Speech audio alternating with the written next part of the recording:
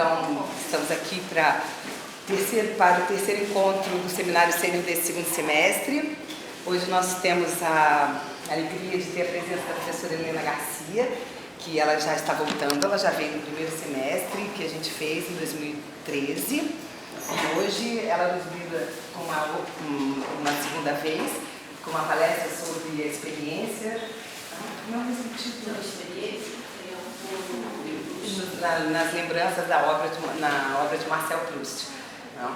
E a professora Helena, bom, lembrando que o Seminário Sênior, ele tem por objetivo trazer ex-professores do IFIX, né, para convivência com a comunidade acadêmica, para que gerações mais novas conheçam os professores mais antigos, né? E a professora Helena, ela, como a professora Maria da Graça Salcher, que veio da última vez, ela também é filha do IFIX. Fez aqui a sua graduação, seu mestrado, seu doutorado, e depois fez um segundo doutoramento em Estrasburgo, em 85. Tá? Ela trabalhou aqui no IFIX de 1968 até 1994, tendo lecionado diversas disciplinas, tanto na graduação quanto na pós-graduação em filosofia. Depois ela foi trabalhar na UERJ, onde ela leciona desde 85. Sendo que depois da aposentadoria ela trabalhou como professora convidada do departamento de filosofia e como professora convidada da subreitoria de pós-graduação. Atualmente ela é pesquisadora sênior nacional, né, lá na UERJ, e ela concentra as suas pesquisas filosóficas na área de filosofia, arte e ciência. Tá? Então, só queria dizer mais uma palavrinha antes dela começar a sua conferência.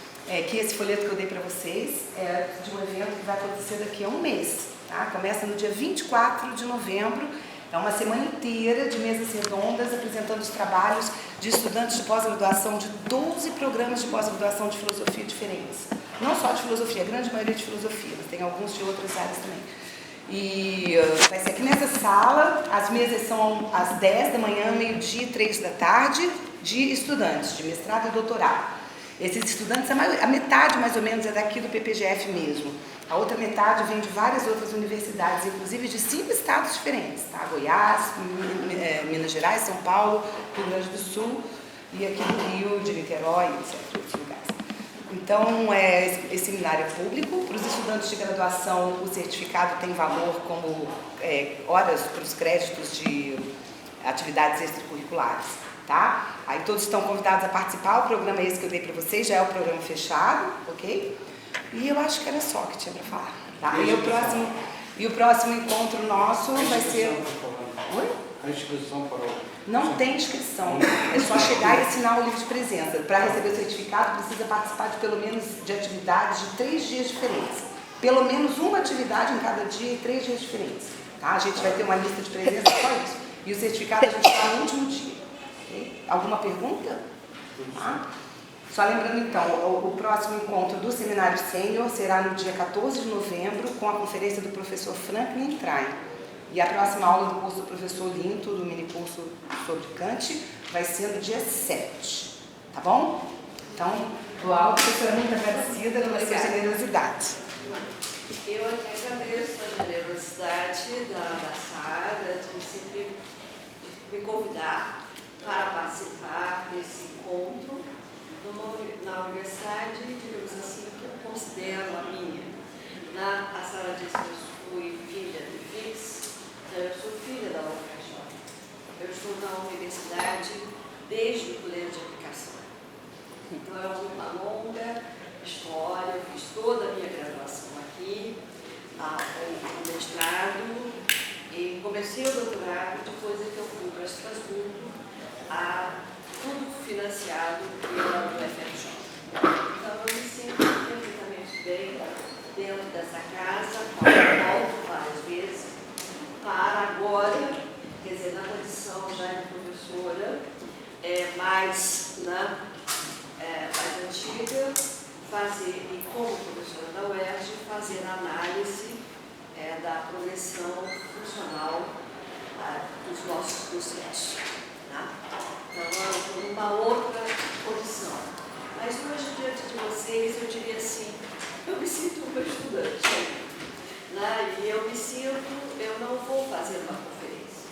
Eu vou hoje hoje mais fazer uma leitura de um texto da Anne-Marie Roviello, porque naquilo que a Sara falou, que eu estou fazendo toda uma pesquisa, um projeto, eu já venho há algum tempo fazendo essa pesquisa e misturando, por assim dizer, o pensamento de Russell, o pensamento de Einstein e o pensamento de Proust.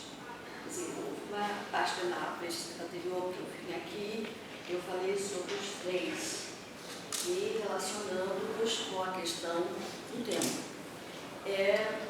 Eu, quando comecei a fazer pesquisa, ainda como aluna na UFRJ, ainda fazendo seria a iniciação científica, o meu primeiro projeto era exatamente trabalhar ciência, filosofia e arte. E eu estou terminando a minha carreira, trabalhando, voltando a fazer uma pesquisa exatamente sobre ciência, arte e filosofia. E para trabalhar, digamos assim, a questão do tempo. E junto com a questão do tempo, eu queria também trabalhar a questão da experiência. Vocês vão dizer, mas Helena, como é que você vai trabalhar a noção de experiência em filosofia? Quer dizer, é possível falar de experiência, de experimentação na ciência, mas como falar de experiência na arte? Mas eu posso falar da experiência artística, como eu posso falar também da experiência na filosofia. E, digamos assim, está na base dessa pesquisa exatamente o método fenomenológico de Russell. Por quê? Porque ele não só, embora ele não tenha trabalhado a questão da arte, é possível hoje se estender aquilo que ele havia se proposto para fazer análise da ciência da sua época, sobretudo da psicologia, e que ele pretendia, por exemplo, analisar, ele escreveu uma obra sobre as lições sobre a consciência íntima do tempo, quando ele quer trabalhar a noção do que é o tempo, mais da essência do tempo, mas a partir, digamos, dos estudos que a psicologia fazia sobre o tempo. Então, ele tem toda uma experiência da psicologia empírica de Brentano, mas ele não quer fazer, não quer estar ligado ao empirismo, digamos, de um Brentano, ainda que ele fosse influenciado pela noção de consciência, pela intencionalidade de Brentano, que fazia uma psicologia voltada para as ciências físico-naturais. Então, quer dizer, mas não é isso que eu uso. O que ele pretende é, a partir do que ele chama da atitude natural, que é não só aquela que é nossa, que é aquela na qual nós vivemos, mas ele inclui também nessa atitude natural tudo que a ciência faz, tudo que o cientista pensa. Então, o trabalho científico para ele também deve ser objeto de uma análise, de uma descrição do que ele vai chamar do seu método fenomenológico. Como Brentano dissera, toda consciência é consciência dele, toda consciência intencional, a mesma coisa para Russell, trabalhando a questão da consciência. Então, toda consciência é consciência dele. Então, tudo terá que passar pelo crivo da consciência, pelo crivo do eu. E por isso que, em grande parte, ele foi acusado de um idealismo, quando escreve, por exemplo, as suas meditações cartesianas.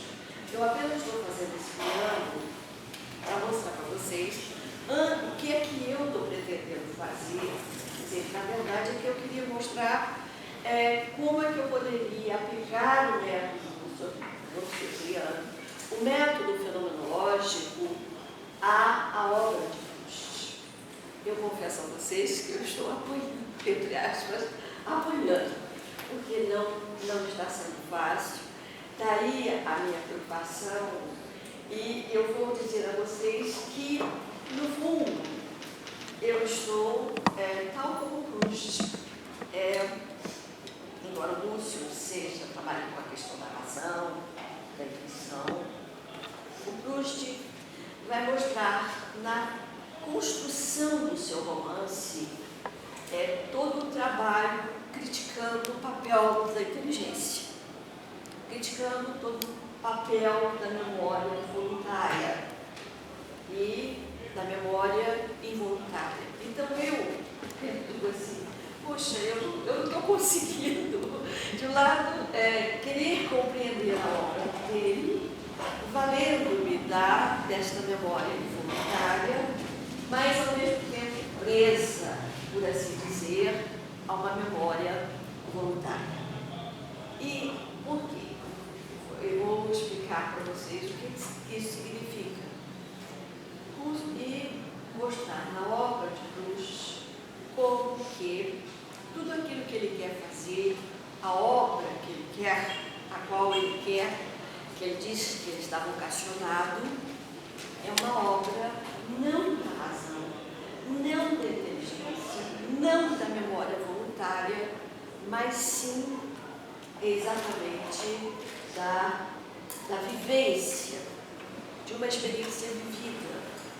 Quer dizer, quando um escritor só vai escrever, realmente, só vai chegar à realidade das coisas, à essência das coisas, quando aquilo que ele está vivendo passar